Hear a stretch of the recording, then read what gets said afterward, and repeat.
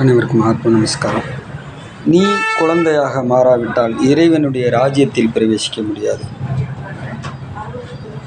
அப்போ இந்த தத்துவத்தினுடைய பொருள் என்ன?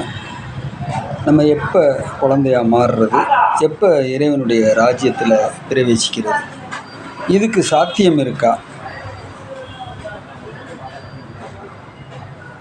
இப்போ ஒவ்வொரு மனிதனும் மனம் என்ற தொட்டியில் பல குப்பைகளை போட்டு நிறச்சி வச்சுருக்குறோம்.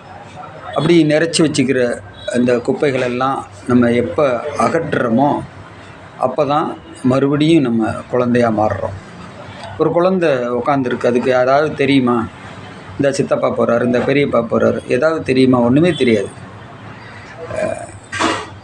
எல்லாரையும் பார்த்து சிரிக்கும் அது. அப்போ அந்த மாதிரியான நிலைக்கு நம்ம எப்போ வர்றது? அதுக்கு சாத்தியக்கூறு இருக்கா அப்படின்னா, நம்ம அதை கொஞ்சம் சரி, நம்ம செய்யக்கூடிய வேலைகள், பொறுப்பு எல்லாத்தையும் விட்டுட்டா அப்போ அந்த மனமற்ற நிலை நம்மளுக்கு உண்டாயிருமா அப்படின்னு பார்த்தா, அப்புறமும் மன ஓட்டம்ன்றது இருக்க தான் செய்யுது. அப்போ எப்படி தான் அந்த நிலையை நம்ம அடைகிறது? மனம் அது செம்மையானால், மனம் அது செம்மையானால் வாசியை பிடிக்க வேண்டாம், வாசியை உயர்த்த வேண்டாம்.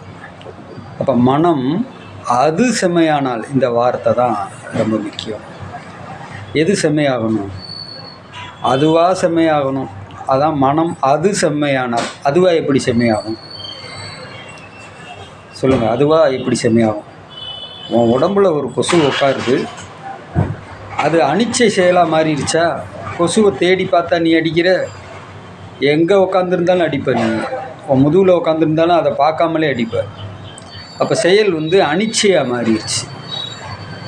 அப்போ உன்னுடைய எண்ணங்கள், மன ஓட்டங்கள், செயல்பாடுகள் அத்தனையும் அந்த இறை வழிபாட்டை ஒட்டி அந்த ஒருமைக்குள்ள நீ உன்னைய அனிச்சை செயலாக மாற்றிக்கிற போது மனம் அது செம்மையாகும்.